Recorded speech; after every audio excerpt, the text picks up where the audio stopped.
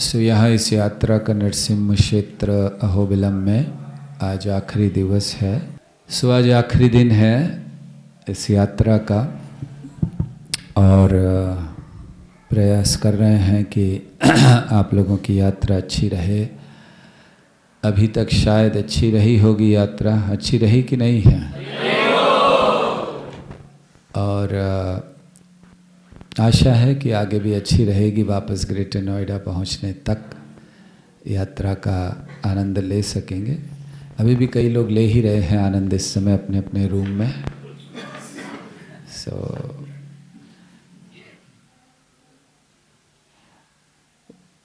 साधारणतः लोग ये मानते, इसका कुछ कर बचता है या क्या है ये? साधारणतः लोग ये मानते हैं कि यात्रा मतलब घूमने जाना, जगहों को देखना, एंजॉय करना, आनंद लेना, और लेक्चर एकदम लास्ट में अगर ज़बरदस्ती बैठना पड़े तो सुन लेना, नहीं तो घूम घाम कर शॉपिंग करके। एक्चुअली दुर्भाग्य से हम लोग ऐसी जगह आए हैं जहाँ शॉपिंग करने की कोई व्यवस्था नहीं है। आप लोग ये सोच रहे होगे बहुत तैयारी करके आए होगे और शॉपिंग ही नहीं है, कुछ नहीं है। कोई एक दो दुकान भी नहीं है यहाँ पर कि कुछ खरीद लिया जाए। अच्छा, कर लिया ऑलरेडी शॉपिंग? अच्छा, साधारणतः हम लोग जाते हैं जहाँ जिस जगहों पर वहाँ आपको 2-3 घंटा 4 घंटा आराम से शॉपिंग करने के लिए समय मिलता है। लेकिन यहाँ पर कुछ है नहीं और श्रवण में रुचि है नहीं, तो करे क्या यहाँ पे? सोएं आराम से। सो खैर, हम लोग चर्चा कर रहे थे कि किस तरह नरसिंह देव, यहाँ देखिए कितने अलग अलग रूपों में प्रकट होते हैं। ऐसा नहीं है कि नरसिंह देव ने बस आए, प्रहलाद के लिए हिरण्यकशिपु का वध किया और बस खत्म नरसिंह लीला। यहाँ आकर पता चल रहा है कितने सारे रूप हैं, कितने सारे अलग अलग लीलाएं हैं, कितने सारे भक्तों ने तपस्याएं की हैं, प्रार्थनाएं की हैं नरसिंह देव के प्रति। तो ऐसे सब विचार देखकर, ऐसे सब लीलाओं को देखकर नरसिंह देव के प्रति भाव बढ़ जाता है, प्रेम बढ़ जाता है। और हमारे हृदय से भी ऐसी प्रार्थनाएं निकलनी चाहिए जो न केवल हमारा परंतु अन्यों का भी लाभ कर सकें। तो अभी तक हम लोग भक्ति विनोद ठाकुर की प्रार्थनाओं को सुन चुके हैं।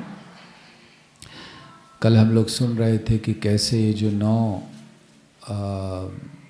स्थान हैं, 9 मंदिर हैं, तो इनके अलग अलग क्या इसके पीछे लीला है, संक्षेप में कल सुना नव नरसिम्हा का। और कल हमने एक प्रार्थना को दोहराया था, शनिदेव की प्रार्थना।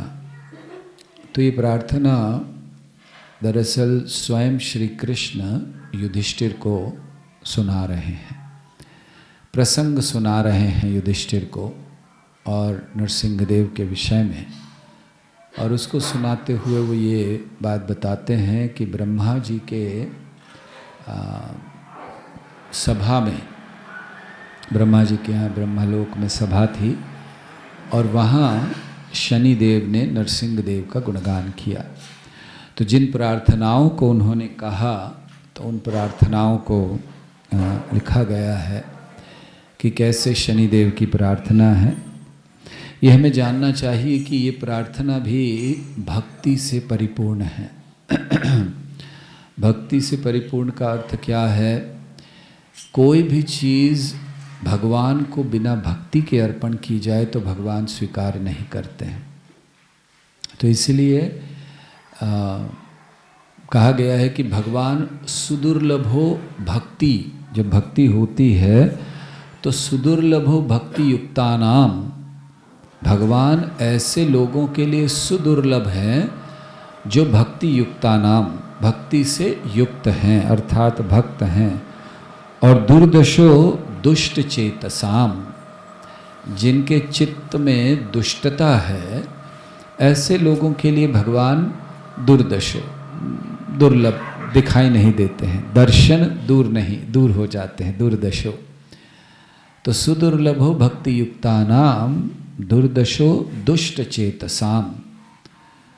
तो दुष्ट चेतसाम का अर्थ क्या होता है? भगवान ऐसे व्यक्ति के लिए, ऐसे भक्त के लिए बहुत सरल है जो हृदय में सरल है। भले उसके अंदर बहुत तपस्या करने की क्षमता ना हो, बहुत ज्ञान ना हो, बड़ी बड़ी प्रार्थनाओं को ना कह सके, लेकिन अगर हृदय शुद्ध है, हृदय कोमल है, हृदय सरल है, तो उनके लिए सुदुर्लभ हो भक्ति युक्ता नाम। सरल हृदय होने का अर्थ क्या होता है? सरल हृदय मतलब भक्ति हृदय में होनी चाहिए। जिसके भक्ति नहीं है हृदय में, उसको सरल हृदय वाला कहा ही नहीं जा सकता। क्यों नहीं कहा जा सकता?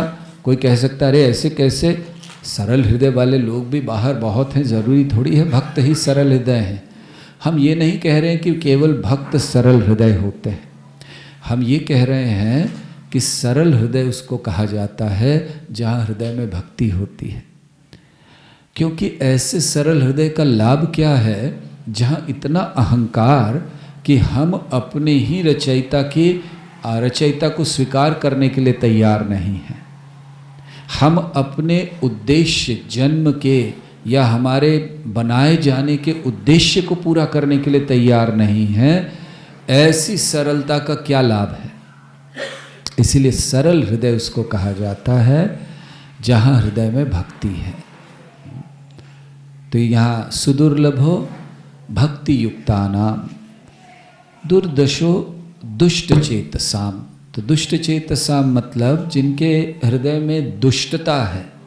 अब कोई कह सकता है कि नहीं वो किसी का बुरा नहीं करते, वे इतना ही नहीं, वे अन्यों के लिए बहुत सारे परोपकार के कार्य कर रहे हैं, तो उनके लिए तो भगवान बहुत सरल होने चाहिए। ऐसे परोपकारी व्यक्ति के लिए जो दूसरों के लिए जी रहा है, दूसरों के लिए कार्य कर रहा है, हो सकता है दूसरों के लिए जीने वाला, दूसरों को मदद करने वाला, दूसरों के कार्य करने वाला, हो सकता है समाज में प्रतिष्ठा को प्राप्त करे, हो सकता है इस ब्रह्मांड में रहते हुए कुछ पुण्य कर कर बहुत अच्छे स्थिति को प्राप्त कर ले।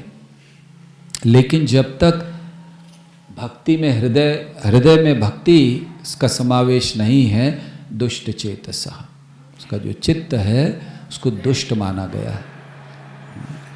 इसलिए भगवान किसके लिए सुदुर्लभ है? सुदुर्लभ हो भक्ति युक्ता नाम। इसको दोहराइए और अपने मन में इसको बिठा लीजिए कि भगवान को पाना है तो दोहराइए हमारे पीछे, सुदुर्लभो भक्ति युक्ता नाम,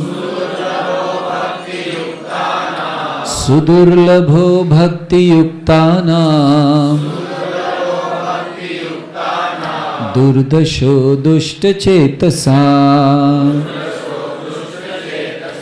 दुर्दशो दुष्ट चेतसाम। तो अगर हमें भगवान की प्राप्ति करनी है तो इस बात को याद रखना चाहिए, भगवान किसके लिए सुदुर्लभ हैं? ऐसे लोगों के लिए जिनके हृदय में भक्ति है, और वो सरल हृदय कहा जाता है। तो हमें दुष्ट नहीं बनना है, दुष्ट चेतसाम, हमारे चित्त में दुष्टता नहीं लानी है। दुष्टता क्या होती है? किसे कहते हैं दुष्ट चेतसाम? सबसे पहला जिसने भगवान को पूर्ण रूप से स्वीकार नहीं किया, दूसरा जिसके सारे कार्य भगवान के लिए नहीं हैं, तीसरा जो समाज में धर्म के नाम पर धर्म ध्वजी बने हुए हैं, लेकिन धर्म के नाम पर गलत बातों को फैला रहे हैं, भक्ति इसके अलावा अन्य चीज़ों को फैला रहे हैं। या ये कह सकते हैं कि जिनके हृदय में भक्ति नहीं है, कृष्ण का प्रेम नहीं है और कई अन्य आकांक्षाएं हैं। इसीलिए भक्ति विनोद ठाकुर क्या कह रहे हैं? कृष्ण वासना मोर तो यही कामना, एक ही कामना है, कृष्ण की वासना होनी चाहिए। सो ऐसे ये नरसिंह देव हैं। और अब शनिदेव उनके लिए, तो ब्रह्मा जी की इस सभा में शनिदेव ये प्रार्थनाएं अर्पण कर रहे हैं। बहुत सुंदर प्रार्थनाएं हैं। पहली प्रार्थना केवल दोहराएंगे, बाकी आगे को हम लोग फिर उसको समझने का प्रयास करेंगे। श्री शनिरुवाच यत्पाद पंकज रज परमादरेण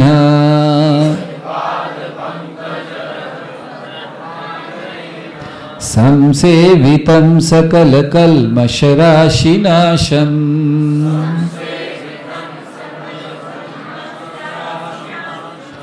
कल्याणकारकमशेष जनानुगानाम्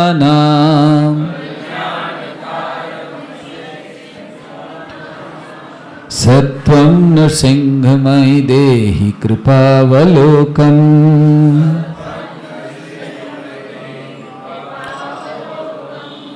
तो शनिदेव प्रार्थना प्रारंभ कर रहे हैं। किसको प्रार्थना कर रहे हैं? नरसिंह देव को। क्या प्रार्थना कर रहे हैं? यदपाद पंकज रज परमादरेणा, जिनके चरणों की धूली बहुत आदर से, परम आदरेणा बहुत आदर से अपने मस्तक पर सभी लोग रखते हैं, या मैं रखना चाहता हूँ। क्यों रखना चाहता हूँ? ये कामना मेरी क्यों है? क्योंकि समसेवितः सकल कल्मष राशि नाशम। कल्मष राशि मतलब भंडार, राशि शब्द भंडार के लिए आता है कि बड़ा पड़ा है। तो सकल कल्मष, जितने भी कल्मषों की राशि है, ये नहीं कहा गया कि केवल कल्मष को नाश करते हैं, भंडार भी हो तो नरसिंह देव उसको नाश कर सकते हैं, सकल कल्मष। और कल्याण कारकम अशेष जना, जो उनके अनुगमन करने वाले हैं, जो भक्त हैं, उनके लिए तो वो कल्याण कारकम। तो भगवान उनके लिए कल्याण करते हैं। उनका क्या कल्याण करते हैं? भक्त का क्या कल्याण हो सकता है?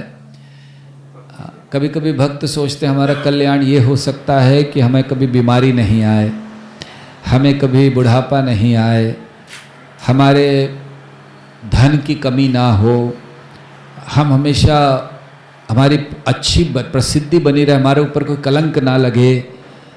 तो भक्त सोचते हैं कि ये, या लोग सोचते हैं कि ये कल्याण कारकम है। कल्याण भगवान को ईशोपनिषद में कल्याण तमम कहा गया। कल्याण तमम मतलब कल्याण कल्याणतर कल्याण तमम। भगवान ऐसा कल्याण करते हैं जो ये इस जगत के लोग या अन्य लोग सोच भी नहीं सकते उस विषय में, वो कल्याण करते हैं।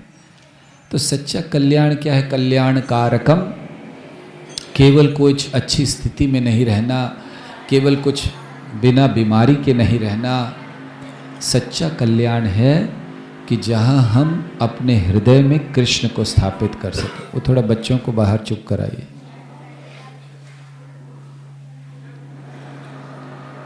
या कहीं और बिठाइए उनको।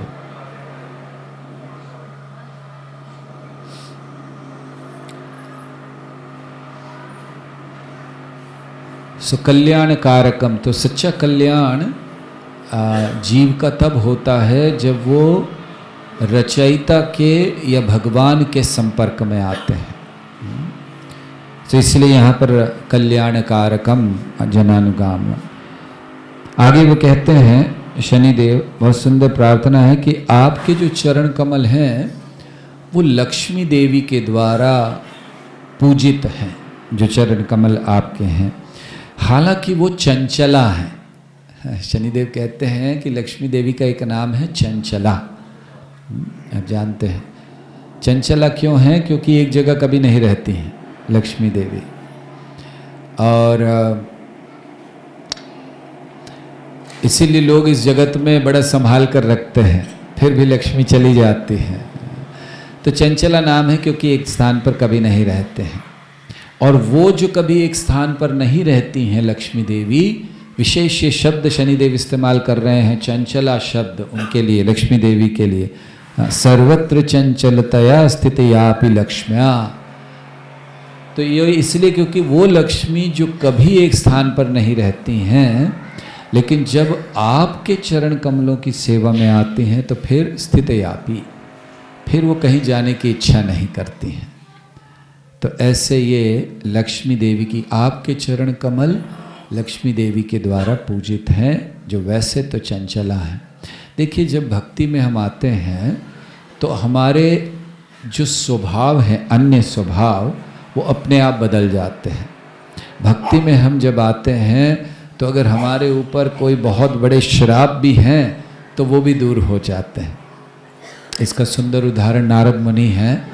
नारद मुनि को श्राप था कि आप कभी एक जगह नहीं रह पाओगे, और नारद मुनि हमेशा भ्रमण करते रहते हैं।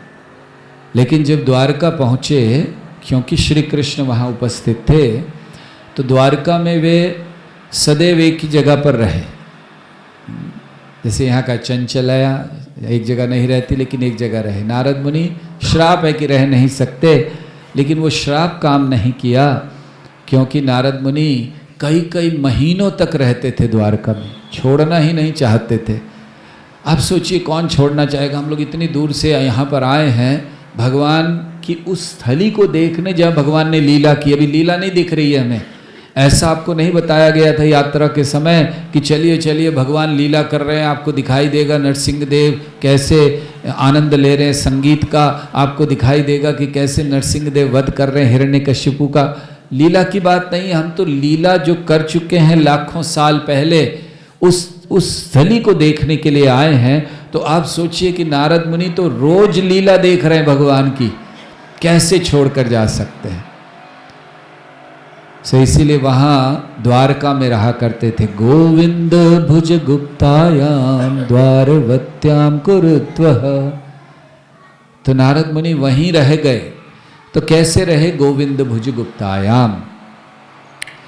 तो जब भगवान की कृपा होती है या भगवान की सेवा में व्यक्ति लगा होता है तो उसके हृदय की चंचलता समाप्त हो जाती है। इसीलिए लक्ष्मी देवी को यहाँ चंचलया, उसके हृदय की चंचलता समाप्त हो जाए। क्या चंचलता होती है उसके हृदय में? जब भक्ति नहीं कर रहा होता, मन हमेशा चंचल रहता है, एक जगह नहीं टिकता। तो मन, आप देखिए, व्यक्ति यहाँ से बहुत विदेश जाना चाहते हैं, राइट? जो लोग कभी विदेश नहीं गए हैं वो लोग हमेशा सोचते हैं कि एक दिन विदेश जाएंगे, और जो विदेश गए हैं वो एक सोचते हैं कि एक दिन वापस देश जाएंगे। उनको कोई रुचि नहीं रह गई है वहाँ रहने की। लेकिन कभी कभी मजबूरी में, जितने लोग भी हैं मजबूरी में रहते हैं, क्योंकि कुछ स्थितियाँ ऐसी हो गई हैं, या फिर कुछ लोग होंगे जिनको अच्छा लगता है, लेकिन अधिकतर व्यक्ति वापस आना चाहते हैं। तो मन चंचल है। आप इस समय भी कथा में बैठे और आपका मन निश्चित कहीं और है, मन चंचल है। तो जैसे लक्ष्मी देवी चंचल होते हुए भी जब सेवा में लगती हैं भगवान की, तो अपने चंचल स्वभाव को त्याग देती हैं। शनिदेव कह रहे हैं इसी तरह हमारा मन जो चंचल है, प्रभुपाद समझाते हैं उपदेशामृत में कि इस मन को अगर भगवान के चरण कमलों में लगा दिया जाए तो फिर मन नियंत्रण में रहता है, ये चंचलता समाप्त हो जाती है। तो भक्ति सेवा ऐसा मार्ग है जिसके द्वारा हम चंचल मन को भी स्थिर कर सकते हैं। और वैसे भक्ति में स्थिरता बहुत आवश्यक है। चंचल मन को स्थिर करना, जैसे हम लोग रोज जपमाला करते हैं, माला पर जप कर रहे हैं, किस लिए करते हैं? चंचल मन को स्थिर करने के लिए। हम लोग अन्य जितने भी कार्य करते हैं, सेवाएं करते हैं, श्रवण करते हैं, ताकि मन भगवान में लगे, अर्थात चंचल स्वभाव त्याग दें। तो इसी तरह यहाँ शनिदेव कह रहे हैं कि आपके चरण कमलों की सेवा से हो सकता है। आगे वो कहते हैं कि ब्रह्मा जी और शिव जी ये भी आपकी आराधना में या आपकी सेवा में नियत रहते हैं। ऐसे भगवान नरसिंह देव को प्रार्थना वो कर रहे हैं कि आप अपनी कृपा दृष्टि हम पर दें। तो हम लोग कई बार सुनते हैं ब्रह्मा शिव जी भी सेवा में लगे हैं, या वो भी भगवान को भगवान की पूजा करते हैं। तो बारंबार ये ब्रह्मा शिव का नाम क्यों आता है हर जगह पर? ये कहने के लिए कि सभी देवता, तो सभी देवता जिनमें प्रमुख हैं या जो जिनका प्रतिनिधित्व कर रहे हैं ब्रह्मा जी और शिव जी, इसीलिए ब्रह्मा शिव आते हैं। ये मत सोचिए कि दोनों ही केवल करते हैं, बाकी कोई देवता नहीं करते हैं। ब्रह्मा शिव ये प्रमुख हैं, तो प्रमुखता वहाँ पर उनकी वो सेवा में लगते हैं, और बाकी उनके अधीन रहते हुए अन्य जितने भी देवता हैं वो भी उनकी सेवा करते हैं। आगे नरसिंह शनिदेव कह रहे हैं कि आपके आविर्भाव पर, तो पहले उन्होंने भगवान के चरण कमलों का वर्णन किया परमादरेण, फिर उनकी सेवा का वर्णन किया कि सेवा से क्या लाभ है, मन जो चंचल है वो स्थिर हो जाएगा, और अब उनके रूप का वर्णन कर रहे हैं। यद रूपम आगमः शिरः, तो आपका जो आविर्भाव है जिसको वेदों में बहुत विस्तार से बताया गया है, और जितने भी श्रेष्ठ संतगण हैं वे इस रूप को केवल ध्यान करके ये जो त्रिताप हैं इनसे दूर हो जाते हैं। तो यहाँ एक बड़ी महत्वपूर्ण बात शनिदेव बता रहे हैं कि वो कह रहे हैं कि आपके रूप अलग अलग रूप हैं, या आप कैसे प्रकट होते हैं, तो आपका प्राकट्य या आपका रूप, इस पर केवल ध्यान कोई कर ले। जैसे भगवत गीता में भगवान कहते हैं, क्या कहते हैं अपने जन्म के विषय में? जन्म कर्म च मे दिव्यम,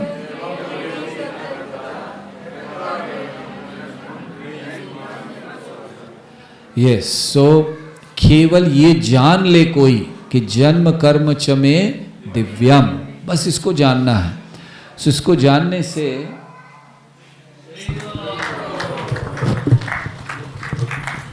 तालियां वालियां नहीं बजाना चाहिए, हरी बोल ठीक है बस। सो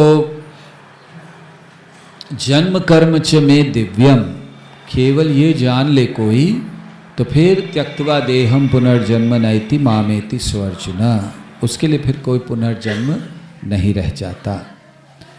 सो यही बात यहाँ शनिदेव कह रहे हैं कि बड़े बड़े साधुगण, बड़े बड़े संतगण, वे केवल आपके रूप पर ध्यान करके, ध्यान करने मात्र से ये तीन तापों से दूर हो जाते हैं। तीन ताप कौन से हैं? आदिदैविक, आदि भौतिक और आदि आध्यात्मिक। तो आदि दैविक मतलब जो देवताओं के द्वारा दिए जाते हैं, आदि भौतिक अन्य जीवों के द्वारा दिए जाते हैं, और आदि आत्मिक जो अपने ही शरीर के द्वारा, मन के द्वारा हमें कष्ट दिए जाते हैं। तो ये तीनों प्रकार के कष्टों से जो साधुजन होते हैं, संतगण होते हैं, वे इससे परे रहते हैं। तो ये भगवान के रूप पर ध्यान करने का महत्व है। हमारा ध्यान कहाँ होता है? कहाँ होता है हमारा ध्यान? कि ऑल्टर में क्या चल रहा है, कौन फूल लगा रहा है, कथा पे नहीं रहता है। सो ध्यान बहुत आवश्यक है। कहाँ रहे हमारा ध्यान? क्योंकि शरीर यहाँ रहता है, ध्यान कहीं और रहता है, और ये बहुत सरल होता हमारा ध्यान भटक जाना, है ना। अभी इस समय कोई एक सेवा कर रहे हैं और सबका ध्यान उधर है, क्या हो रहा है, फूल कैसे लगाए, हार कहाँ डाला, अरे ये थोड़ा टेढ़ा हो गया, थोड़ा सा सीधा कर दें तो अच्छा रहेगा, है ना। हमारे वरिष्ठ भक्त भी सारे उधर ही ध्यान है उनका। तो ये अभी ध्यान की बात आई तो हमें ये समझ आया। तो हमारा ध्यान कहाँ होना चाहिए? हमारा ध्यान होना चाहिए भगवान पर, और जब कथा हो तो कथा पर। और कथा पर कैसे ध्यान हो कि हम इससे क्या सीख सकते हैं। ये जो सुन रहा है, हो सकता है हमें 100% समझ ना आए, या 100% हमारे अंदर ना जाए या 100% हमें याद ना रहे, कोई बात नहीं। हम कम से कम इस सुनते समय हमारा ध्यान हो कि जब हम कथा सुने तो ध्यान ये होना चाहिए कि इस कथा से मैं आज भक्ति में कैसे एक कदम आगे बढ़ सकूं। जब हम जप करें तो हमारा ध्यान कहाँ होना चाहिए? भगवान के नाम पर, कि मैं सुन रहा हूँ कि नहीं, भगवान के नाम पर। कई बार लोग सुनते नहीं हैं, अपना ही जप नहीं सुनते हैं। वो अपना जप सुनना चाहिए, क्योंकि उससे पता चलता है हम ठीक कर रहे हैं कि नहीं तो कभी कभी 2 शब्द खा जाते पता नहीं चलता है ना। सुबह सुबह भी भूख लगती है, सो हरे कृष्ण कृष्ण कृष्ण राम राम राम हरे हरे, तो पता ही नहीं चलता क्या हुआ, कितने शब्द गायब हो गए। वो पता चला एंड होते होते 1 माला कम हो गई। तो ध्यान कहाँ होना चाहिए? जब हम जप कर रहे हैं शब्दों पर, शब्दों पर सुनना है। प्रभुपाद कहा करते थे कि सुनो। प्रभुपाद कहते थे, एक बार किसी ने पूछा कि मन भटकता है प्रभुपाद क्या करें? प्रभुपाद ने कहा ध्यान मत दो मन के ऊपर, उसको लाने का प्रयास करोगे कभी नहीं ला पाओगे। केवल शब्दों को सुनने का प्रयास करो, मन अपने आप आ जाएगा। तो इसलिए अपना जप हमें सुनना चाहिए बड़े ध्यान पूर्वक, कि हम सही कर रहे हैं या नहीं कर रहे हैं, बहुत तेज कर रहे हैं, बहुत धीरे कर रहे हैं। और फिर उसके बाद जब हमारा नाम पर, शब्द पर ध्यान बढ़ जाए, तब आप देखोगे कि धीरे धीरे अपने आप ध्यान आपका भगवान के रूप, भगवान के गुण, भगवान की लीलाओं पर होगा। ये हरि नाम इतना शक्तिशाली है, आचार्यों ने समझाया है कि आप सोचते मुझे भगवान को देखना है, मैं भगवान के साथ आनंद लेना चाहता हूँ, भगवान की लीलाओं में प्रवेश करना चाहता हूँ। ये हरि नाम इतना महत्वपूर्ण है। आपने वो एक चार्ट देखा है, गोलोक चार्ट उसको कहते हैं, हमारे इस्कॉन संस्था के भक्तों ने बनाया है उसको। गोलोक चार्ट देखा है आपने? कितने लोगों ने देखा? हम जो बोल रहे हैं कितने को समझ में आ रहा है किसकी बात कर रहे हैं हम? गोलोक चार्ट। ओके, तो उसमें क्या दिया है? उसमें देवी महेश हरिधाम सुतेषु तेषु, उसको समझाया है कि देवी धाम है नीचे जिसमें हम लोग हैं, भौतिक जगत, फिर कैलाश या शिव जी का धाम है, फिर वैकुंठ है, और फिर सबसे ऊपर गोलोक को दिखाया है। उसको गोलोक चार्ट हम लोग प्रसिद्ध है उसको कहते हैं। अगर उसको आप ध्यान से देखें तो उसमें एक चीज़ बड़ी महत्वपूर्ण है कि इस जगत से ऐसे वो हरि नाम शुरू होता है, हरे कृष्ण महामंत्र ऐसे जा रहा है और अंत तक। तो जहाँ भी है, जहाँ भी स्थिति है, सब जगह वो मंत्र है। उसको ऐसे ही नहीं लिखा, उस चार्ट में ऐसे कुछ चीज़ें नहीं डाल दी कि थोड़ी जगह बची थी तो हरे कृष्ण महामंत्र, हम लोग जैसे करते हैं ना, पैम्फलेट में नीचे जगह बची हरे कृष्ण महामंत्र लिख दो, वैसा नहीं है। वो दिखाया है कि हरि नाम के माध्यम से हम ऊपर की ओर जाते हैं। तो हरि नाम है जो हमें देवी महेश हरिधाम सुतेषु तेषु और उसके ऊपर गोलोक वृंदावन तक ले जाता है। इसी प्रकार हरि नाम है जो हमें भगवान के गुण, भगवान के रूप, भगवान की लीलाओं को भी प्रकट करा सकता है। इतनी शक्ति है हरि नाम में। क्यों है इतनी शक्ति? नाम नामकारी बहुधा निज सर्व शक्ति। तो निज सर्व शक्ति किसमें है? नाम में।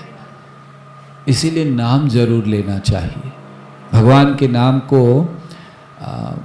लेने में कभी हमें क्या कहना चाहिए कि कंजूसी नहीं करनी चाहिए।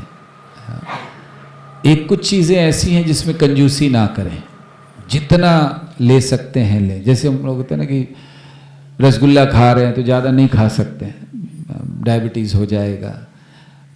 फ्राइड आइटम अच्छे लगते, ज़्यादा नहीं खा सकते हैं, तबीयत खराब हो जाएगी। पनीर अच्छा लगता है, ज़्यादा नहीं खा सकते हैं, कोलेस्ट्रॉल बढ़ जाएगा। है ना, कोलेस्ट्रॉल बढ़ता है पनीर से, आपको तो पता ही नहीं है। जो लोग खाने वाले बोले हमें नहीं पता है कोलेस्ट्रॉल। तो लेकिन ये हरि नाम ऐसा है कि इसको जितना लेंगे ये उतना आनंद ही आनंद बढ़ाएगा। हर चीज से कुछ ना कुछ बढ़ता है ना, किसी से कोलेस्ट्रॉल बढ़ता है, किसी से कुछ और बढ़ता है। हरि नाम से क्या बढ़ता है? दिव्य आनंद। तो उसको बढ़ाते रहना चाहिए। तो तो इसलिए ये जो स्थान है देवी महेश हरिधाम सुतेषु तेषु, तो उस स्थान तक पहुंचना है जहाँ कोई कष्ट नहीं है, तीनों गुणों के परे हैं। तो ऐसे स्थान पर हम लोगों को जाना चाहिए। तो ये ध्यान हमारा होना चाहिए। तो जब हम जप करें, बड़े ध्यानपूर्वक जप करें, श्रवण करें, ध्यानपूर्वक जप करें। भारत में ट्रकों के पीछे लिखा रहता है, सावधानी हटी दुर्घटना घटी। सो यही सिद्धांत भक्ति में है। खैर वो ट्रक पे लिखने वाले को नहीं पता था, लेकिन यही सिद्धांत भक्ति का है। बहुत सावधान रहना है। किस चीज़ में भक्त को सावधानी होनी चाहिए? देखिए, हम सब, आप में से अधिकतर भक्त कई वर्षों से भक्ति कर रहे हैं और कुछ नए भी हैं। सावधानी किस में होनी चाहिए? क्यों कहा गया सावधानी हटी दुर्घटना घटी? तो सावधानी हर क्षेत्र में चाहिए भक्ति के। ऐसा नहीं कि केवल जप में सावधानी चाहिए, ध्यान करना है, बाकी चीज़ों में नहीं करना है, सेवा में नहीं करना है, आचरण में नहीं करना है, भक्तों के साथ आदान प्रदान में नहीं करना है, भक्तों की सहायता करने में नहीं करना है, श्रवण में नहीं, ऐसा नहीं है। भक्ति की हर क्रिया में सावधानी चाहिए, बहुत ध्यान चाहिए। यहाँ ध्यान की बात कर रहे हैं शनिदेव, किस पर ध्यान करें? तो बड़े ध्यान रखना चाहिए। तो जप सावधानी से हो, सावधानी वहाँ चाहिए। क्या सावधानी चाहिए जप में? कि कहीं और कोई विचार ना आ जाए, हम बातें करना शुरू ना कर दें। ये स्वाभाविक होता है, भक्त लोग शुरू करते हैं 1 माला 2 माला 3 माला, बस उसके बाद उठते हैं, इधर उधर घूमते हैं। अच्छा क्या हुआ कल तुम्हारा, उसका हुआ था, वो चीज़ हुई कि नहीं हुई है? अरे नहीं, उसने ऐसा कर दिया, अच्छा वो वैसा ही है, आप उसको ज़्यादा ध्यान मत दिया करो। 2-3 माला के बाद मन करता है बस 3 माला कर लिया थोड़ा सा हम लोग, या फिर कुछ और चीज़ें। तो जप पर बहुत ध्यान देना है हमें, बिल्कुल सावधान रहना है। भले कोई बुरा भी मान जाए, ध्यान नहीं रखिए, इतना ध्यान मत दीजिए, लेकिन उस समय भक्त को कोई बात भी करने आए तो आप बोल सकते हो, अगर बहुत महत्वपूर्ण नहीं है। और भक्तों को भी नहीं करना चाहिए। और ये बड़ा भयंकर असुर, कृष्ण लीला में असुरों के स्वरूप अलग थे, कलयुग में असुरों के केवल स्वरूप बदल गए, असुर वही है, भाव वही है। तो ये सुबह सुबह जपा में आज हम देख रहे थे एक भक्त, हम खड़े होकर पीछे देख रहे थे, उनको नहीं पता था हम देख रहे हैं, क्योंकि कभी कभी भक्त सुबह मोबाइल यूज़ करते हैं और हम पूछते हैं तो कहते हैं जपा टॉक में या जपा में ज्वाइन कर रहे हैं। तो हम पीछे खड़े होकर देख रहे थे, वो अपना व्हाट्सएप पे बेकार के फालतू के मैसेजेस पढ़ रहे थे। किसी ने कुछ लंबा चौड़ा भेजा हुआ, उसको खोलकर पढ़ रहे हैं। हाथ में जपमाला है, बैठे हुए हैं और चल रहा है ऊपर नीचे। फिर दूसरे में गए, फिर थोड़े समय बाद शायद उनको लगा कि कहीं कुछ गड़बड़ है, उन्होंने बंद करके फिर रख दिया।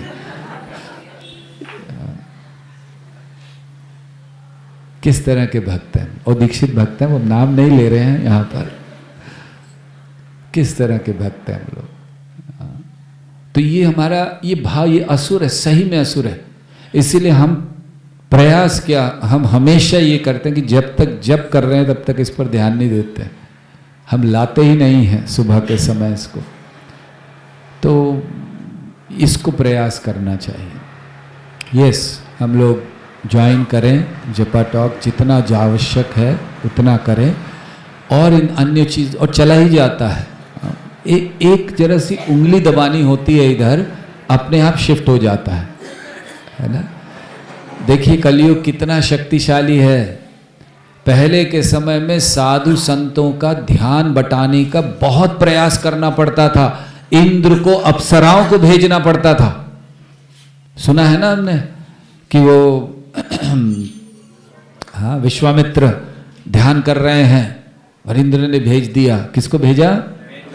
कितना जल्दी आप लोगों ने कहा, मतलब इतना ध्यान है आप लोगों। यही अगर कुछ और पूछा होता हमने, मेनका का नाम इतने जल्दी निकल जाता। तो उस समय साधु, सोचिए हम लोग क्या सुन रहे हैं, कि वो ध्यान कर रहे हैं, मेनका आई है, नृत्य कर रही है, ये हो रहा है, ये हो रहा है, फिर कुछ समय बाद उनका ध्यान टूटा, है कि नहीं? और हमारे लिए तो मेनका की जरूरत ही नहीं है, हजारों मेनकाएं इसमें बंद है ना? बस एक उंगली जरा से घुमानी है और वो जपा से पहुंच गए व्हाट्सएप पर या कहीं और पर, कुछ नहीं, एक उंगली घुमा दी, बस टच करना। आजकल तो टच फोन आ गए। हाँ जी, आंखों से चलने लगे हैं, बोलने से चलने लगे हैं। तो ये हमारे लिए जप बहुत महत्वपूर्ण है। हमें प्रयास करना चाहिए कि जब तक जप ना हो कुछ और ना करें। सावधानी, यही चीज़ है, सावधानी हटी दुर्घटना घटी। क्या होगा? अभी कभी हम भी कभी कभी कुछ देखते हैं, जपा के समय नहीं, ओके, जैसे हम कुछ देख रहे हैं तो अचानक कुछ और आ जाता है उसमें, आपका उसका कोई कनेक्शन ही नहीं है और वो आ जाता है। हाँ, और अगर हम लोग सावधान नहीं हैं तो उस पर भी उंगली चली जाती है। देख ले 2 मिनट क्या है ना? मोदी जी ने आज क्या कहा? सावधान। हाँ, ध्यान बहुत जरूरी है। तो ये यहाँ कह रहे हैं, तो पहले के साधु संतों का क्या ध्यान होता होगा। सोचिए कि मेनका नृत्य कर रही है और वो भगवान पर ध्यान कर रहे हैं। और फिर जो आगे बढ़े हुए हैं हरिदास ठाकुर, उनका क्या ध्यान होगा जप में, कि वो वैश्या आकर बैठकर कह रही है कि, और वो भी उस शहर की सबसे सुंदर वैश्या, लक्ष्य हीरा ना नाम क्या था इसका,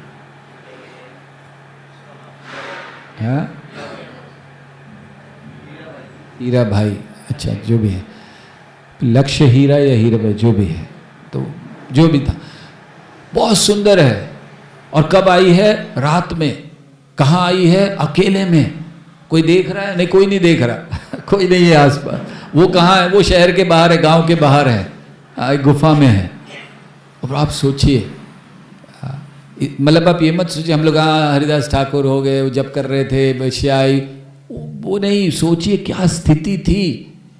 इधर मेनका आई है, उसने थोड़ा नृत्य किया और विश्वामित्र महाराज की तो हरि बोल हो गया उनका। और यहाँ हरिदास ठाकुर, देखिए हरि नाम की महिमा कलयुग में। हरिदास ठाकुर ऐसे आई हैं वो और कह भी क्या रही हैं, आप तो बहुत सुंदर दिखते हैं, आपकी भुजाएं बड़ी अच्छी अच्छी, और हम आपसे संग करना चाहते हैं। वो आप सोचिए, रात के समय अकेले में, कोई नहीं देख नहीं रहा, और इतनी सुंदर स्त्री है। हरिदास ठाकुर ने क्या कहा? हरिदास ठाकुर ने बहुत सुंदर उदाहरण प्रस्तुत किया। न द्वेष किया न राग किया। राग द्वेष विमुक्त स्तु। इंद्रिय, जो इंद्रियां हैं उनकी वश में कैसे हुई? न राग न द्वेष। ऐसा नहीं कि चली जाओ, तुम मेरी तपस्या भंग करने आई हो, पापिन दुष्ट ये द्वेष है। एक्चुअली द्वेष भी काम का दूसरा रूप है एक ही सिक्के के दो पहलू हैं। हरिदास ठाकुर ने क्या किया? आसक्ति भी नहीं कि अच्छा चलो आओ आओ बैठ जाओ, हम लोग दोनों मिलके जप करते हैं। उसने कहा कि बस तुम थोड़ा सा रुको, तुम्हारी इच्छा पूरी करूंगा, बस मेरा जप पूरा होने दो। क्यों कहा हरिदास ठाकुर ने? वो समझा रहे थे कि जप की शक्ति क्या है। देखिए उन्होंने यही क्यों कहा कि जप पूरा होने दो। वो तो ये भी कह सकते थे कि आज थोड़ी मेरी तबीयत ठीक नहीं है, अगर भगाना ही था, आज थोड़ी मेरी तबीयत ठीक नहीं है, कल आ जाना, आज बहुत ज़्यादा सर दर्द हो रहा है, चली जाती वो। उन्हें उस कह रहे कि मेरा जप पूरा होने दो। दूसरे शब्दों में हरिदास ठाकुर ये समझा रहे हैं कि अगर हम जप पूरा कर लेते हैं या हम जप सब ध्यानपूर्वक कर लेते हैं तो फिर ऐसी जो शक्तियां हैं जो भक्ति में बाधा हैं वो स्वतः दूर चली जाती हैं। आपको उनको ना राग करना है ना द्वेष करना है।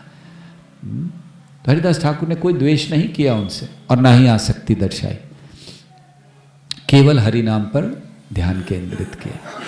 और उस समय हरिदास का ध्यान और बढ़ गया अपने जप पर। वैसे भी हरिदास ठाकुर का ध्यान तो कोई क्या कह सकते हैं, हम लोग उसके लिए तो बोल ही नहीं सकते कि हरिदास ठाकुर का ध्यान ऐसे था वैसे था, हमारी क्या योग्यता है बोलने की। लेकिन उनका ध्यान और बढ़ गया। तो जब भक्त के जीवन में बाधाएं आती हैं तो भक्त का ध्यान, भक्त का समर्पण और बढ़ जाना चाहिए भगवान के प्रति। तो इसीलिए सावधानी। अब सोचिए अगर थोड़े से असावधान हुए होते हरिदास ठाकुर उस समय तो क्या होता, दुर्घटना घटी। तो इसलिए सावधान रहना चाहिए जप में। तो हमारा ध्यान बहुत ध्यान पूर्वक, इसीलिए कहा जाता है ध्यान पूर्वक जप करना। तो आप में से जितने भी भक्त जप करते हैं, आशा करते हैं सभी करते हैं। आप में से कोई ऐसे हैं जो जप नहीं करते हैं? हाथ ऊपर कीजिए अगर कोई जप। हमारा हाथ हम बताने के लिए कर रहे हैं। ओके, सो अब आप सबको प्रयास ये करना है कि वो ध्यान पूर्वक हो, बहुत ध्यान से।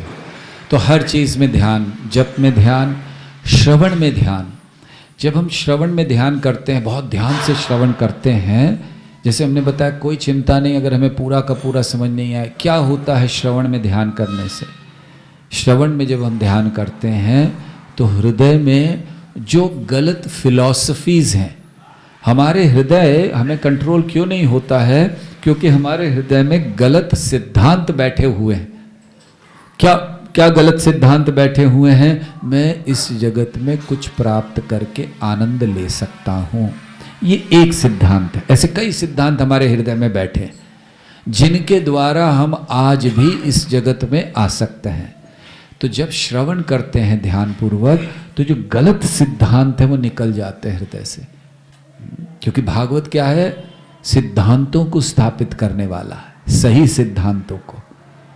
सो इसीलिए ये ध्यान हमें जरूर करना चाहिए। श्रवण ध्यान से करना चाहिए, जब ध्यान से करना चाहिए, आचरण ध्यान से करना चाहिए। वहाँ पर भी ध्यान रहना चाहिए, सावधान रहना चाहिए। और कैसे हम हर जगह सावधान रह सकते हैं, चाहे जप में, चाहे श्रवण में, चाहे आचरण में, चाहे सेवा में, कैसे सावधान रह सकते हैं? मन कृष्ण में लगाकर। आप सरल चीज़, आप भोग बना रहे हो भगवान के लिए, कहाँ ध्यान है आपका? आपको उस समय ध्यान करना चाहिए कि ये भोग कृष्ण खाने वाले।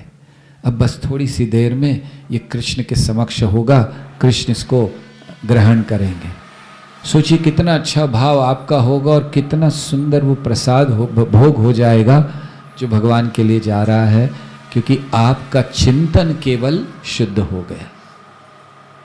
और अगर हमारा चिंतन उस समय है कि अरे देखो आज फिर से मुझे सेवा दे दी है, या बड़ी क्या बार बार, अब यहाँ ये नहीं है, वहाँ वो नहीं है, कैसे कुछ बनाएं, यहाँ ये लोग ऐसे करते हैं, किचन में ये नहीं रखते, ठीक नहीं रखते, हम कंप्लेन करेंगे। और इस भाव में हम भोग बना रहे हैं। क्या भोग बनेगा? कृष्ण स्वीकार करेंगे? कृष्ण ने क्या कहा? पत्रम पुष्पम फलम तोयम। ये केवल पुजारी के लिए नहीं कहा है कि जो यूं में भक्त्या प्रयच्छति, मतलब जो मुझे केवल पुजारी भोग लगा रहा है उसकी भक्ति होनी चाहिए, बाकी बनाने नहीं। हर एक के लिए कहा है। हर व्यक्ति जो उस भोग को भगवान के सामने लाने तक इन्वॉल्व है उसमें, उस सब के हृदय में भक्ति होनी चाहिए। तो इवन जो पुजारी हैं उनको भी जब भगवान को भोग लगाए तो उनको नहीं सोचना चाहिए बस जल्दी जल्दी लग जाए, मुझे अब जाना है, बैठकर कुछ 15 मिनट में कुछ कर लेता हूँ, या आज फिर से मुझे आना पड़ गया। उसको बड़े भक्ति भाव से लगाना चाहिए। भक्ति भाव क्या है? भक्ति भाव है कृतज्ञता, attitude of gratitude towards God is called भक्ति। भगवान के प्रति कृतज्ञता का भाव, ये भक्ति कहलाता है। तो भक्त जो पुजारी है उसको भी करते समय बहुत ध्यान रखना है, उसको कृष्ण का स्मरण करना है कि कृष्ण मेरे अंदर योग्यता नहीं है। आज हम लोग प्रहलाद की प्रार्थनाओं को सुनने वाले हैं, अगर समय बचा तो। और प्रहलाद का सबसे पहला भाव, देखिए प्रहलाद की प्रार्थनाओं में भगवान को कुछ भी अर्पण करना, उसका भाव दिया गया। और पहला था कि मैं योग्य नहीं हूं। तो तो इसी तरह हर सेवा में हमें ध्यान, तो यहाँ वर्णन है कि जो बड़े बड़े साधु संत रहे हैं वो मुक्त हो गए केवल आपके ऊपर ध्यान करके। तो इस तरह से हमें ध्यान करना चाहिए। फिर आगे शनिदेव प्रहलाद की बात करते हैं। प्रहलाद भक्त वचसा हरिराविराश। आप आए, किस लिए आए? प्रहलाद भक्त वचसा, आपका भक्त है प्रहलाद, उसके वचनों को पूरा करने के लिए आप प्रकट हुए। सत्यम विधातुम निज भृत्य भाषितम, निज भृत्य भाषितम, किस लिए आए हैं भगवान? सत्यम विधातुम, भगवान चाहते हैं कि मेरे भक्त का वचन कभी झूठा ना हो, मेरा वचन झूठा हो जाए। मैंने कहा था मैं अस्त्र नहीं उठाऊंगा महाभारत के युद्ध में, मैं उठा लूंगा। मैं पहिया उठाकर भागा हूं भीष्म के पास कि मार दूंगा इनको, कोई चिंता नहीं, मेरा वचन झूठा हो जाए। भगवान कहते हैं क्यों? वो कहते हैं कि मुझसे ज्यादा महत्वपूर्ण मेरे भक्त का वचन है। क्यों है भक्त का वचन इतना महत्वपूर्ण? भगवान का क्यों नहीं है? क्योंकि भगवान की स्थिति को कुछ नहीं होना। भगवान की स्थिति को अभी देखिए, हमने देख लिया, भगवान ने झूठ बोल दिया, मैया से झूठ बोल दिया, युद्ध में अस्त्र उठा लिए, सब देख लिया, क्या हुआ? क्या भगवान की स्थिति कम हो गई? क्या सुनने वाले के, सुनाने वाले के, किसी के हृदय में ये बात आई कि भगवान भगवान नहीं रहे? तो भगवान की स्थिति को नहीं होना, लेकिन अगर भक्त की स्थिति कम हो गई तो कोई व्यक्ति भक्ति नहीं करेगा। इसीलिए भगवान भक्तों के वचनों को पूरा कराते हैं, क्योंकि वो चाहते हैं, हर एक से प्रेम करते हैं और चाहते हैं कि हर कोई भक्ति करे। तो यहां पर इसी बात को कह रहे हैं शनिदेव, प्रहलाद भक्त वचसा हरिराविज, कि आप अपने भक्त प्रहलाद के शब्दों के कारण आप वहां पर आए हैं। स्तंभे हिरण्यकशिपुम या उदार आविर्भाव, स्तंभे हिरण्यकशिपु के स्तंभ से आपने आविर्भाव किया और हम लोग उस स्तंभ को देखकर आ रहे हैं, उग्र स्तंभ। तो शनिदेव कह रहे हैं कि आप प्रहलाद के वचनों को पूरा करने के लिए वहां पर आए। और क्या किया आपने हिरण्यकशिपु को अपनी जंघाओं पर रखा और अपने नखों से फाड़ डाला उसके वक्ष को, या उसके, यहाँ पर कह रहे हैं कि उसके पेट को फाड़ दिया जिनसे आतड़ियाँ निकाली थी। तो ये उसको कह रहे हैं और उन नरसिंह देव से वो प्रार्थना कर रहे हैं। तो भगवान नरसिंह देव आए थे किस किस के वचन को पूरा करने के लिए? ये आप लोग सुन चुके हैं कई बार। केवल प्रहलाद नहीं, प्रहलाद तो एक है ना। तो किस किस के वचनों को? ब्रह्मा जी का वचन। क्या वचन दिया था ब्रह्मा जी ने? ब्रह्मा जी ने आंख बंद करके तथास्तु कह दिया था। ब्रह्मा जी को डांट पड़ी थी, कल हम लोग सुन रहे थे ना, मारने के बाद ढूंढ रहे, कहाँ बुलाओ ब्रह्मा, कहाँ है बुलाओ। ब्रह्मा जी तो कांपने लगे थे।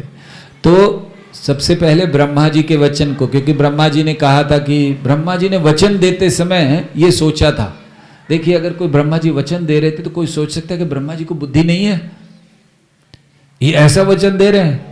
अरे ठीक है, वो तो असुर है, उसने मांग लिया, आपको तो सोचना चाहिए। ब्रह्मा जी देते समय सोच रहे थे मेरे प्रभु बहुत शक्तिशाली हैं, मेरे प्रभु बहुत चतुर हैं, ये जो भी कह रहा है ना इससे ज्यादा चतुर है मेरे प्रभु, इसीलिए मैं दे रहा हूं। तो उन्होंने दे दिया, क्योंकि उनको पता था कि भगवान ये सब करते हुए भी मार डालेंगे। तो पहले ब्रह्मा जी, जिन्होंने कहा कि ठीक है, न मनुष्य न पशु इत्यादि सब ठीक है, तो उनके वचनों को पूरा करने के लिए, उनका वचन केवल भगवान ही पूरा कर सकते थे, और कौन पूरा कर सकता था? दूसरे नारद मुनि। बहुत अच्छा, कैसे नारद मुनि? किसने कहा नारद? हाँ जी,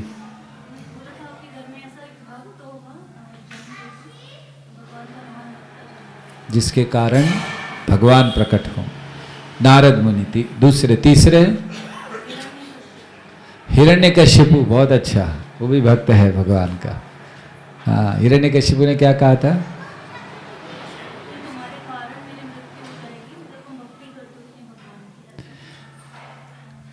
हिरण्यकश्यप ने कहा था कि इसको जो इतनी शक्ति दे रहा है कहीं ऐसा तो नहीं कि वो ही मुझे मार डाले, वो प्रकट होकर मुझे मार डाले। घबरा गया था हिरण्यकश्यप।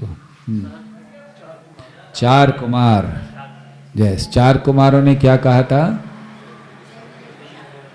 श्राप दिया था। उस समय कहा था कि जब भगवान ने कहा ये बहुत समय, लंबे समय मत देना, तो उन्होंने कहा था कि ये भगवान इनका वध करेंगे।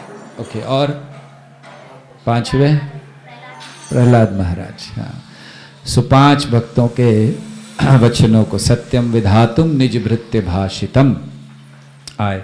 तो यहाँ शनिदेव इसको कह रहे हैं कि आप अपने भक्त के लिए आए और आपने हिरण्यकशिपु का वध किया। और जब उन्होंने कहा तो उनके मन में बहुत सुंदर बात आई। देखिए, उन्होंने बात कह दी कि आपने वध कर दिया। अब वध कर दिया तो वापस पीछे जाने की जरूरत नहीं है, लेकिन वो फिर से पीछे जा रहे हैं कथा में। कथा क्या हुई? उन्होंने कहा कि भक्त के आपको वचन को पूरा करने के लिए आप प्रकट हुए, आपने हिरण्यकशिपु को मार दिया। बस अब आगे कहना चाहिए था, लेकिन अभी वो जब उन्होंने सुना कि मार दिया तो उनके मन में आया कि जरा मैं बता दूं कि किस किस तरह से प्रयास किया था मारने का प्रहलाद को। तो अब शनिदेव अपनी प्रार्थनाओं में कह रहे कि आपने अपने भक्त की रक्षा की किससे? अग्नि से, समुद्र से, ऊपर से पर्वत से गिराने से, जहर से, पागल हाथी से, सर्पों से। तो ये सब वो वर्णन कर रहे हैं। क्यों कर रहे हैं? भगवान का प्रेम दिखलाने के लिए। कृपावलोकम, आप मेरे ऊपर कृपा कीजिए, क्योंकि आप कभी अपने भक्त की रक्षा करने में नहीं चूकते। भगवान का एक नाम है अच्युत। उसका अर्थ क्या है? वो कभी अपने भक्त की रक्षा करने से चूकते नहीं हैं, हमेशा तैयार रहते हैं। कहीं जहां जहां भक्तों के लिए ऊपर कष्ट आता है, भगवान तैयार हैं। फिर आप लोग सोच रहे होंगे हमारे ऊपर इतने कष्ट आ रहे हैं, अभी तक क्यों नहीं आए भगवान? अगर भक्तों के सारे कष्टों की वो रक्षा करते, भक्तों के कष्टों को देख नहीं सकते, तो हमारे लिए क्यों नहीं आ रहे हैं? कितने कष्ट हैं हमें, है कि नहीं है? कष्ट है ना हमें? बैक पेन हो रहा है, एसिडिटी है,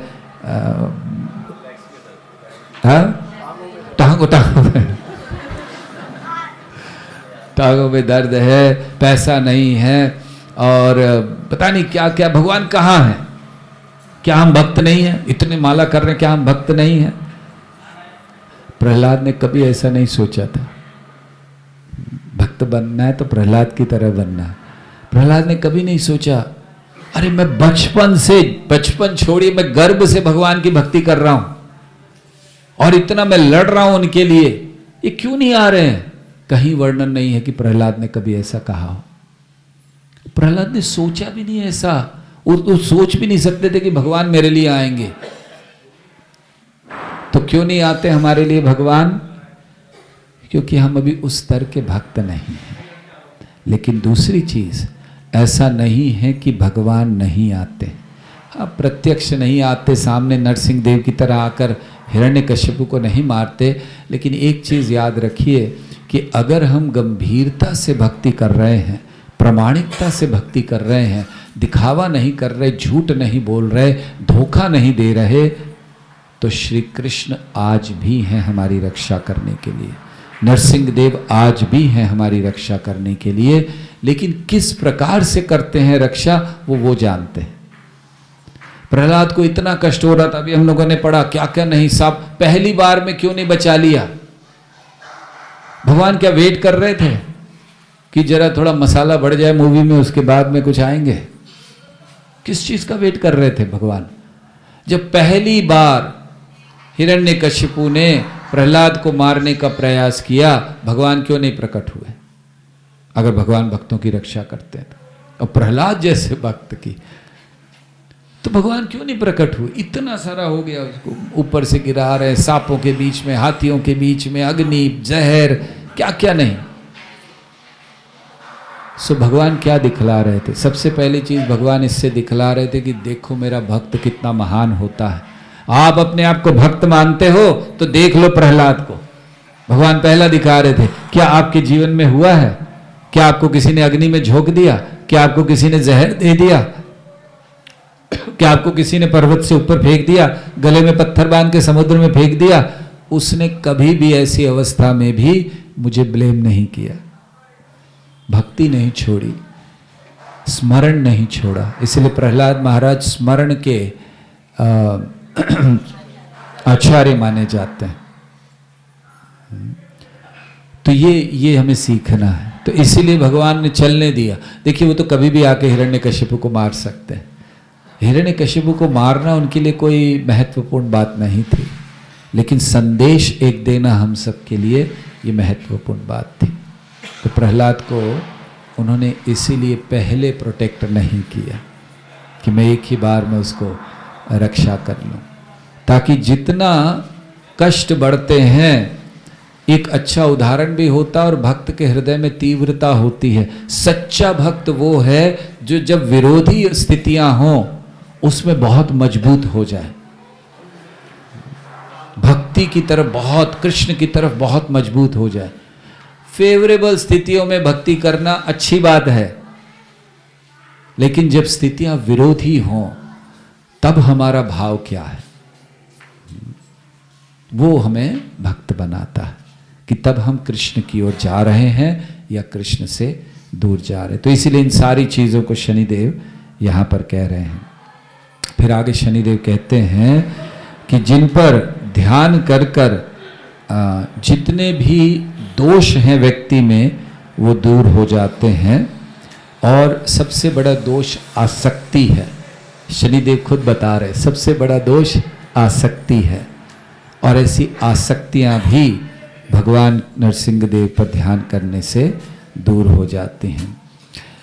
फिर आगे शनिदेव कहते हैं कि आपका जो रूप है बड़ा भयभीत कर देने वाला रूप है, लेकिन अगर कोई इस पर भी ध्यान करता है तो हालांकि रूप भयभीत करने वाला है, लेकिन जो ध्यान है वो शांति प्रदान करने वाला है। विरोधाभासी चीजें कह रहे हैं शनिदेव। रूप डर पैदा कर देता है, लेकिन उस रूप पर ध्यान हृदय में शांति लाता है, आनंद को लाता है। और क्या होता है बताते हैं कि इससे जितने भी पाप हैं, कुछ चीजों को कह रहे हैं कि भगवान पर ध्यान करने से क्या होता है। पहली चीज बताते हैं शांति आती है, दूसरा प्रसन्नता और संपन्नता प्राप्त होती है, तीसरा पाप कर्म नाश होते हैं, चौथा कभी कभी ये भूत प्रेतों का बड़ा भय हो जाता है ना व्यक्ति को, भूत पकड़ लिया है, कुछ हो गया है, तो वो सारे भय से भी मुक्त हो जाते हैं। अगर कोई ग्रहों की स्थिति ठीक नहीं है, उससे भी ये आराम से दूर जाया जा सकता है। सो हम लोग जानते हैं कि हम यहाँ नव नरसिंह क्षेत्र में हैं, और 9 ग्रह हैं जो बहुत कष्ट देते हैं। कौन कौन से 9 ग्रह हैं, किसी को पता है? 9 ग्रह कौन से नवग्रह जो कष्ट देते हैं? शनि और राहु पता है, केतु भी तो हो गया एक। बहुत सरल है, सोम, मंगल, बुध, शुक्र, शनि, राहु, केतु और संडे रह गया ना, रवि।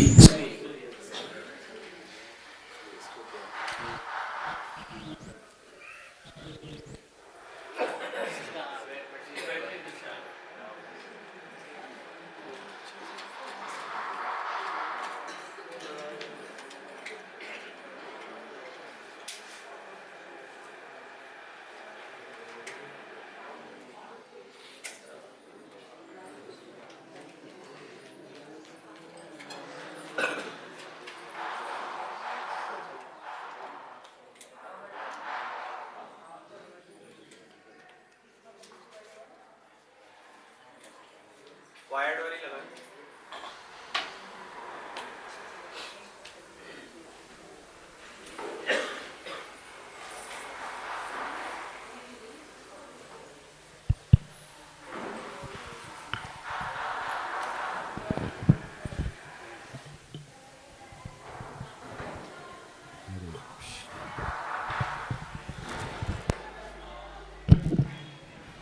हरे कृष्ण कृष्ण कृष्ण हरे हरे, हरे राम राम राम।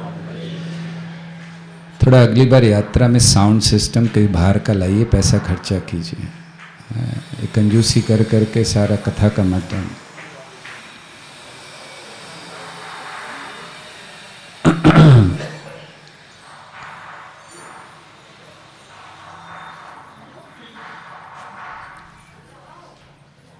क्या चर्चा कर रहे थे हम लोग?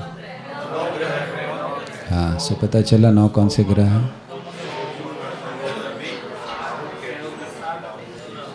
7 दिन और 2, सिंपल, याद रखने की जरूरत ही नहीं। और ये 9 के 9 ग्रह यहाँ पर पानी भरते हैं, है ना? कृष्ण नरसिंह देव के लिए पानी भर कर लेकर आते हैं। सो कौन कौन से रूप किस किस ग्रह के कंट्रोलर हैं? आप लोग इतना घूम आए, अब ये सब तो याद हो गया होगा। हाँ,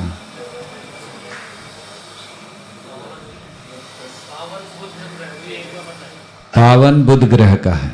ओके, एक हो गया। पावन नरसिम्हा, पावना नरसिम्हा, ये बुध ग्रह का। हाँ, वराह नरसिम्हा राहु के हैं। ओके, 2 हो गए। ज्वाला, हाँ, वो मोबाइल बंद करो, ऐसे ही पूछ रहे हैं मैं से।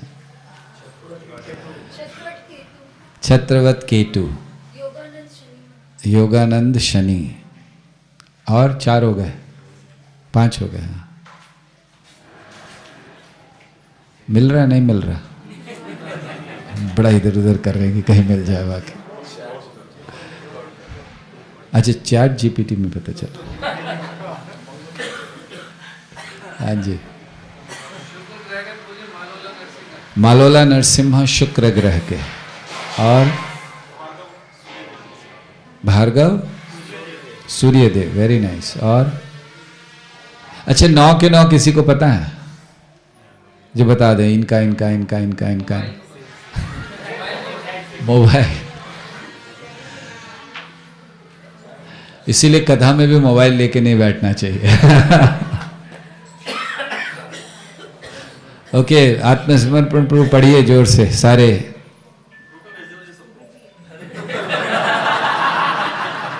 ठीक है, अभी पढ़ लीजिए। अभी हम नहीं चाहते सब लोग मोबाइल देखना शुरू करें, आप पढ़ लीजिए। थोड़ा ध्यान से सुनिए सब लोग, और अभी मोबाइल मत खोलिए आप लोग। माता जी, मेरठ बंद कीजिए। हाँ,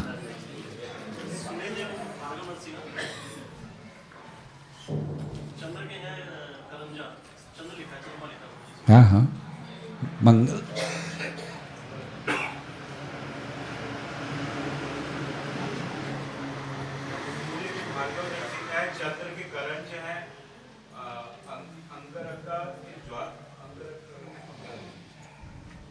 बुध के पावन है, गुरु के उग्र नरसिंह है, शुक्र के मलोला है, शनि के योगानंद है, राहु के क्रोड़ है।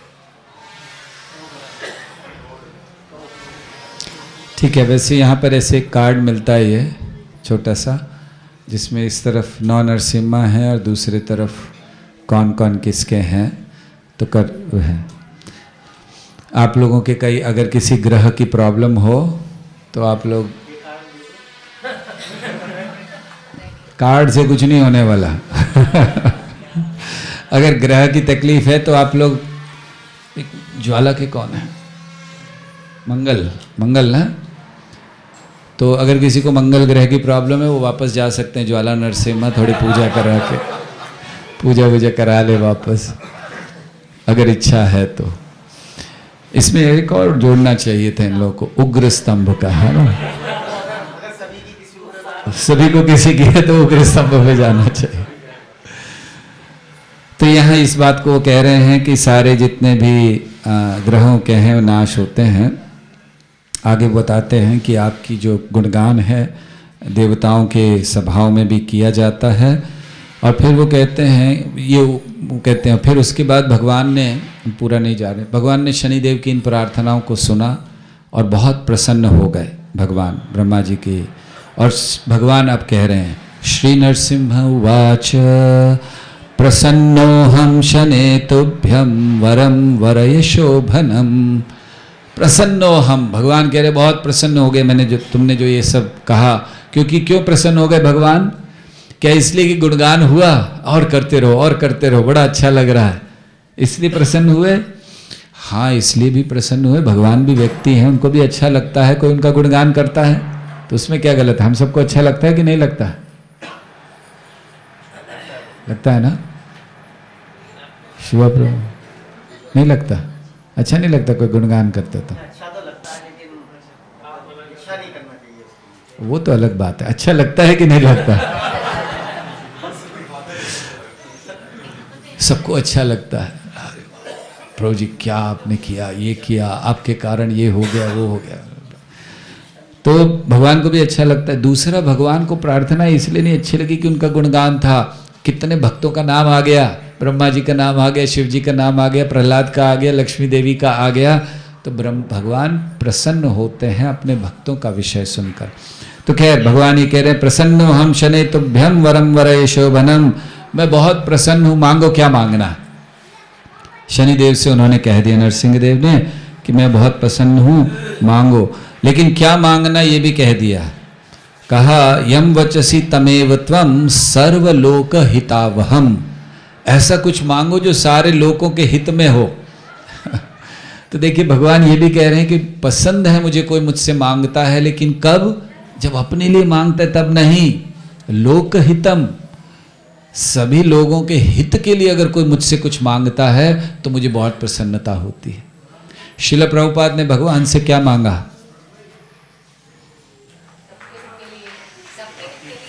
क्या उन्होंने मांगा कि भगवान एक बड़ा बिजनेस करना चाहता हूं मैं, ऐसा मेरा बैंक बैलेंस हो बढ़िया, तो थोड़ा कुछ कराइए, और भगवान ने तुरंत डिस्काउंट बनवा दिया। प्रभुपाद ने मांगा था सभी लोगों के लिए, कि सबके लिए अच्छा हो। संस्था क्यों बनाना चाहते हैं? सबको कृष्ण भावनामृत देना। तो ये भगवान पसंद करते हैं कि जब वो सर्वलोक हितम हो। तब शनिदेव मांग रहे हैं। शनिदेव क्या मांग रहे हैं? शनिदेव ने कहा भगवान नरसिंह देव से कि हे नरसिंहम त्वम मयि कृपाम, अगर आप मुझ पर कृपा करना चाहते हैं तो एक वो आप वैसे भी कृपा के सागर हैं, तो मुझ पर कृपा कीजिए। तो उन्होंने क्या मांगा कि ये जो मेरा दिवस है शनिवार, ये आपका फेवरेट दिन होना चाहिए। मतलब क्या कर रहे हैं? देखिए हम लोग को, हर एक को लगता है मेरा दिन है तो ये ज़्यादा महत्वपूर्ण है, तो भगवान को अर्पण कर रहे हैं कि नहीं, मेरा दिन है लेकिन ये आपका होना चाहिए, आपको बहुत प्रिय हो, तो आगे जाके ये प्रसिद्ध हो कि शनिवार जो है ये नरसिंह देव को प्रिय है। उसको वो मांग रहे हैं। वो ये नहीं मांग रहे कि मेरा दिन बहुत ज़्यादा प्रसिद्ध हो जाए, ये आपका फेवरेट दिन हो। फिर आप, ये बहुत अच्छी बात यहाँ वो कह रहे हैं शनिदेव, हमें श्लोक पढ़ते हैं। मद्वासरस तव प्रीति कर स्यात् देवत्पते, मत्कृतम त्वत्परमं स्तोत्रम, मत्कृतम त्वत्परमं स्तोत्रम, शृण्वन्ति च पठन्ति च। मेरे द्वारा ये जो आपको स्तोत्र कहा गया है उसको जो सुनता है, शृण्वन्ति च पठन्ति च, जो पढ़ता है, सर्वान् कामांस पूर्येतास तेषां त्वं लोक भावनः। तो कहने कि उनकी जो भी इच्छाएं हैं उसको आप पूरा कर दीजिए। तो पहली चीज़ उन्होंने ये मांगी है कि ये जो दिन हो वो आपका दिन हो। दूसरा, जो भी इस स्तोत्र को पढ़े या सुने उसको आप प्रसन्न कर दीजिए या उसकी सारी इच्छाएं पूरी कर दीजिए। फिर नरसिंह देव उनको कह रहे हैं, श्री नरसिंह उवाच, नरसिंह देव कह रहे हैं, हे शनि तुमने जो भी कहा है तो उसको मैं पूरा करूँगा। क्यों? क्योंकि भगवान कह रहे हैं मैं अपने भक्तों की सारी इच्छाएं पूरा करता हूँ। तो फिर भगवान कह रहे हैं कि और क्या होना चाहिए? भगवान और कुछ दे रहे हैं। तो कह रहे हैं कि जो भी इसको पढ़ेगा, भगवान भी वापस इस बात को दोहरा रहे हैं, परम स्तोत्रम यत पठेचु, जो इसको पढ़ेगा, इसको या सुनेगा, उसको क्या करना है, वो भगवान आशीर्वाद दे रहे हैं कि उसको जो हमारी जन्म कुंडली होती है उसमें 12वें स्थान और 8वें स्थान पर अगर शनि आ जाए तो बहुत बुरा माना जाता है। तो इस स्तोत्र में कहा गया है कि अगर उनको कोई भी डर है किसी भी प्रकार का 12वें और 8वें स्थान से, उसकी स्थितियां सही ना होने से और उससे शनिदेव के कष्ट आने से, तो जो कोई इसको पढ़ेगा या इसको सुनेगा तो वो इस भय से या इस दोष से मुक्त हो जाएगा। फिर शनिदेव ने भगवान से कहा कि वो भगवान के जो उपदेश हैं उनका पालन करेंगे। तो ये शनिदेव का है। अब श्री कृष्ण युधिष्ठिर से कह रहे हैं, श्री कृष्ण उवाच इदम शनिश्चर्यास्म सिंहदेव। तो ये जो भगवान स्वयं श्री कृष्ण धर्मराज युधिष्ठिर को कह रहे हैं, जो कोई भी इस प्रार्थनाओं को, स्तोत्र को बोलता है, ये जो शनिदेव और उन नरसिंह देव के बीच में जो वार्ता हुई, इसको जो बोलता है या जो सुनता है, उसके हृदय में भक्ति, भगवान कह रहे हैं, ये भक्ति उसके हृदय में आएगी और जितने भी उसकी इच्छाएं हैं वो पूरी हो जाएंगी। ऐसे कहकर ये शनिदेव की प्रार्थनाएं को समाप्त कर रहे हैं। सो श्री कृष्ण ने आशीर्वाद दिया, श्री नरसिंह देव ने आशीर्वाद दिया। इतनी महत्वपूर्ण ये प्रार्थनाएं हैं कि सारी इच्छाएं पूरी होंगी, भक्ति हृदय में स्थापित होगी और जितने भी भय हैं, चाहे दोषों से या शनि इत्यादि के, वो सब दूर हो जाएंगे। नरसिंह देव भगवान की, भक्तराज प्रहलाद महाराज की 10-50। ओके, सो ये शनिदेव का प्रार्थनाएं हैं और नरसिंह देव के क्षेत्र में हम यहाँ पर हैं और नरसिंह देव से हम प्रार्थना कर सकते हैं कि हृदय से काम आदि जितने दोष हैं उनको निकालें। पहले दिन की प्रार्थना याद है आप लोगों को? किसी ने अच्छा वो प्रार्थना की नरसिंह देव के समक्ष जब गए, जो प्रार्थना कही थी कि भूल गए सारे? कितने लोगों ने की? हाथ ऊपर कीजिए वापस। 1 2 3 4 5 6 7। हाँ, बहुत लोग। गुड। सो अब हम लोग कुछ आज ही के दिन यहाँ पर हैं और फिर यहाँ से हम लोग जाएंगे वापस अपने धाम। अपने धाम जाएंगे ना? इस धाम को छोड़कर अपने धाम वापस जाना है। हाँ, धाम से वापस जा रहे हैं। सो हमें बड़ा अच्छा लगा यहाँ पर। काफ़ी समय 4 दिन हम लोगों ने बिताए। दरअसल लोग जब हम आ रहे थे तो कह रहे थे 4 दिन क्या करेंगे वहाँ पर। हम भी सोच रहे थे ज़्यादा तो नहीं हो गया, पूरा दिन खाली खाली घूमेंगे। और यहाँ आकर पता चला कि 4 दिन भी कम है ना। भागते रहो इधर से उधर, उधर गए, फिर वो सीढ़ियाँ चढ़नी है, फिर वहाँ चढ़नी है। और फिर कल तो बड़ा मज़ा ही आ गया। प्रार्थना कर रहे थे वापस पहुँच जाएं किसी तरह, और गाड़ियाँ जब जा रही थी पावना के लिए अंदर से होते हुए कीचड़ में से, पर्वतों पत्थरों से, और फिर उसके बाद भार्गव वहाँ पर भी, और सबके पैर दर्द हो रहे थे। अब फिर सीढ़ियाँ दिखाई दी सबको। हाँ जी, 4 जीप खराब हो गई। अच्छा, हाँ, जीपें भी बीच में खराब हो रही थी। एक तो जाते समय ही हो गई, आने के तो बोलो। सो कई अच्छे अच्छे अनुभव हुए आप लोगों को। ऐसे रास्ते में खड़ा होना पड़ा, जंगल में खड़े हैं, कुछ है ही नहीं आसपास। सो हम चाह रहे हैं कि आप लोग भी अपने कुछ अनुभव बताएं। हमने तो बहुत बोल लिया, आप लोग बताएं कि आपको कैसा लगा ये यात्रा।